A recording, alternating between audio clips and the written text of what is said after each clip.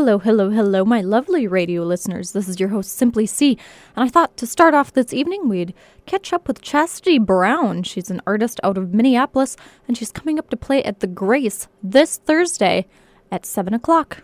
Here's Chastity. Chastity Brown from the great city of Minneapolis, and why don't you tell me a little bit about yourself and the music that you play? Well, I'm kind of a Minneapolis transplant, or I am. I moved here from Tennessee. Okay. So a lot of my music it's like I grew up on listening to Dolly Parton and Mavis Staples. Mm-hmm. So there's the mix of Americana soul within what folks will hear. All right. And then I was actually just watching your performance on The Current. It was on YouTube. And it was your song Strong Enough, which is one of my favorite songs. Oh, thanks. Yeah. Do you want to talk a little bit about that? Sure. The song itself, or mm-hmm. Yep. Well, Strong Enough came out of, I was reading a lot of James Baldwin, who is a Harlem Renaissance writer, and Zora Neale Hurston. They're the two characters that come out in the song. It says Jimmy and Z, and that's who they are. So, but how the song formed was that all that stuff was kind of ruminating in my mind, the subject matter that they write about. And my drummer started playing the groove that you hear on the track, and all of a sudden the chords started coming out, and the whole song just started coming out. So it's definitely a song about struggle and the moment that you are reminded of people who have very empowering stories, and it's a good reminder. You know, it's kind of like my own personal anthem of remembering folks that were strong enough. So that's kind of the story of that tune. Okay. Well, it's a very beautiful song. Thank you. From beautiful voice. I love your voice. Oh, thanks. Mm-hmm. No problem. So, different influences in your life. You said you kind of grew up in Tennessee. So, are we kind of talking more Memphis, Tennessee, or? Well, I wish. I grew up north of Memphis in a small town that's actually smaller than Duluth. It has maybe 6 or 7 stoplights, very small country town. And then second to that, within that town, it's a pretty large church-going population. So I grew up in a full gospel church. Mm-hmm. And so there's the elements of, you know, just living in that sort of small town setting. I left pretty much as soon as I graduated high school, and I don't think I've spent more than a week at a time there. Mm. Although my mom, brother, and sister live there, it's a very backwoods, ignorant, racist town, and I'm glad that I learned what I did by living there and kind of had that upbringing, but in the same sense, it's kind of a love-hate relationship with that place, with Tennessee in general. Mm-hmm. It has that in certain pockets. I definitely, although I have a love-hate relationship, I do have a lot of love for Tennessee. Mm-hmm. That particular town leans on the side that I dislike, but Nashville's completely different, and on towards the mountains in Knoxville is a very artistic, beautiful community. It's not all bad. So why Minneapolis? Well, the story is that a friend of mine was coming up here for grad school, and I'm friends with her family, and her father kind of talked me into moving up here as well.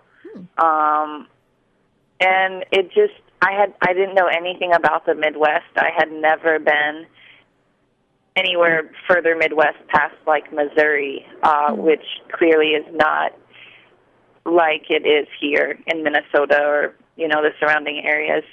So my friend didn't like it. She moved away after 8 months, and I kind of got into the music scene here, and still haven't left, almost 7 years later. Well, I'm glad you haven't. I really enjoyed your performance when we met at Pizza Luce when you came up here last. That was such a fun performance. And then the other band that invited you on stage, their name escapes me, but they were really cool. Oh, No Bird Sing. There you go. Yeah. Right. They were lots of fun too, and Yeah. you just looked like you were having so much fun up there. Yeah, I love those guys.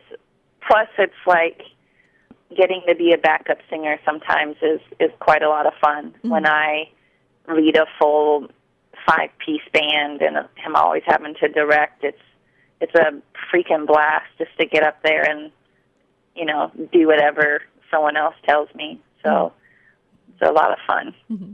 Mm-hmm. So have you always played guitar, or was that just kind of something that you picked up, in your move to Minneapolis or before that? No, my first instrument was a saxophone, and I played in the high school band and the marching band and at church and stuff.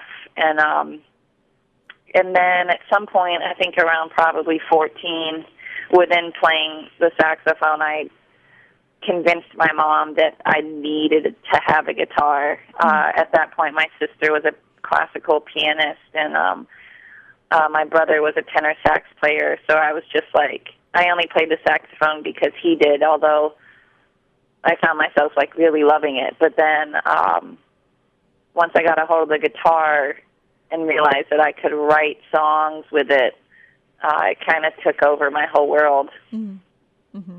So it sounds like you were kind of writing songs from an early age then. Yeah, and I hope no one ever hears those songs.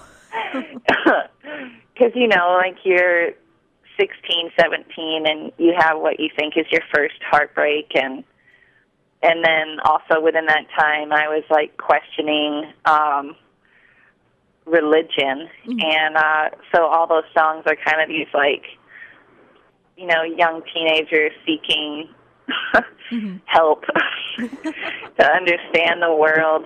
So very dramatic. They were very, very dramatic tunes. Well, we all Sorry, there's a plane going overhead. I'm sitting outside. Oh, no, that's just fine. Oh, okay. Had to wait for that one to end.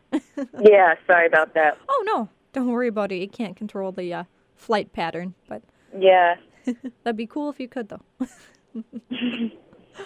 Yeah, but we all have to get our start somewhere. So obviously it seems like it's growing. And the CD that I've got your yellow CD, which is amazing. I've put it out here on the shelf, and it's getting tons of spins, and I listen to it all the time. And oh, thank you. Yes.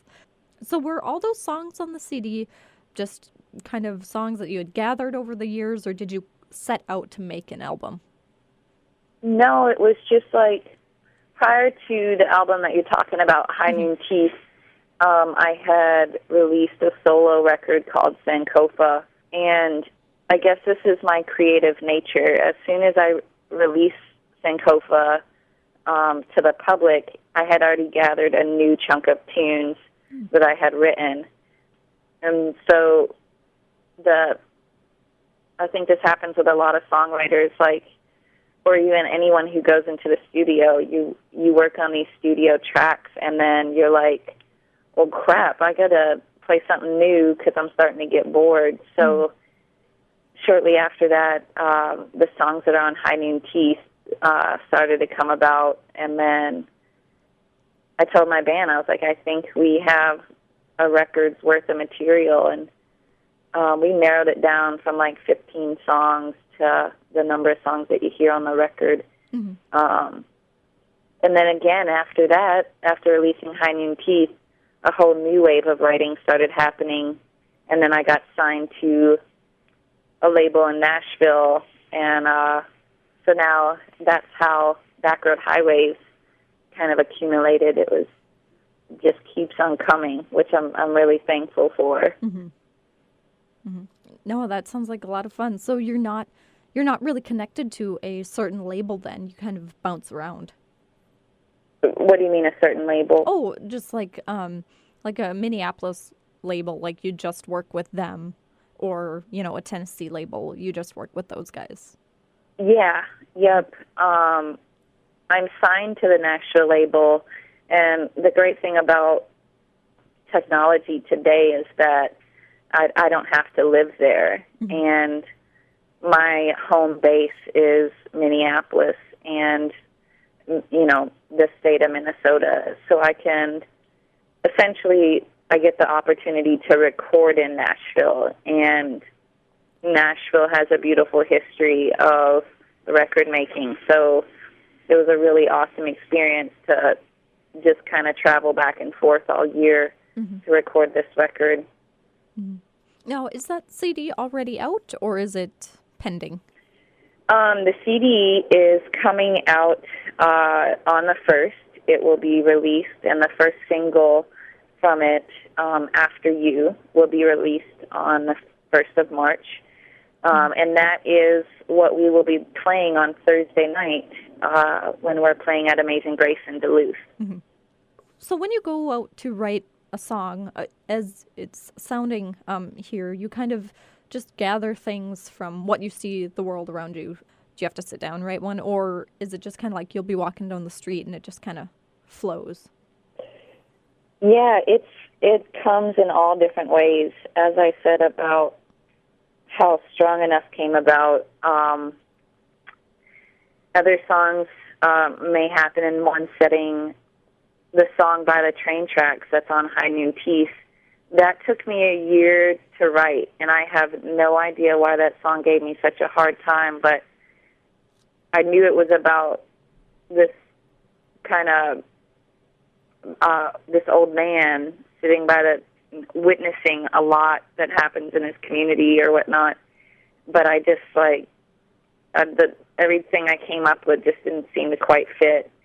And then, yeah, they come in all different ways, but usually it for sure will just hit me, and I'll have to figure out how to get it out some way or another. Well, that sounds like a lot of fun. So now, when your band gets together, do they all kind of follow your lead, or do they all bring something different to the table? I'd say it's both. Both because I'm the band leader, so there's a bit of following, but the new record and this new band that I'm playing with is full of talented musicians, and I chose them specifically because of the way that they can play. And so a lot of the way this sounds as a whole is completely because of who they are and how they sound as individual players. So yeah, there's a lot of arranging that happens because of that, because of having a 5-piece band. But yeah, we all kind of share in the load, and then I'm the forerunner, essentially. Obviously, you have a little mini tour kind of coming up. You're hitting more of the Northland, from my understanding. Anyway, you'll be at the Grace Thursday night. I believe that starts at 7. Yes. I believe it starts at 7 as well. Okay. Ideally, it should. Let's just plan on that. I will be sure to post on our Facebook fan page if it's later than that. But that's our planning time. All right. And then where are you going from here? From there, we have a little bit more of a break, and then we go further north to Grand Marais for 2 nights. And then we are playing the Lutsen Ski Resort following that, and then we'll come back to Minneapolis, and then we're playing over in Mankato, and then we wrap it up with the big release at the Cedar Cultural Center here in Minneapolis on the 24th. Okay. All right. So, and then any recording, planning out in the future, or are you going to ride this new album out for a little bit? Yeah, recording is always in the near future, even if it's just to capture new songs. I did mention that to the label, and they were like, hell no, focus on these songs. And so they're trying to, they definitely have to wrangle me in quite a bit. But I'm very proud of this record, and am so excited to share it. And I'm so excited, even more so, to play these songs live for people. It's just creatively, it's a next step for me, and I want to share that with Minnesota. Mm-hmm. Well, Chastity, I can hardly wait to see you Thursday night and high-five you or give you a hug. Either way. Awesome. Great. Either great, way, great. I look forward to your new album, and just good luck with touring, good luck with everything else. And Thank you. is there anything else you want to hit? No, that's it. We'll be sure to get the record to y'all, and thanks for your time, and I hope folks are able to come out on Thursday night. Oh, of we course. have a lot of special stuff planned for everyone up there in Duluth, so come join us. Oh, of course. I definitely will, and I'll... Okay, great. All right. Thanks, Crystal. Yep, thank you so much. Yep, bye-bye. Bye.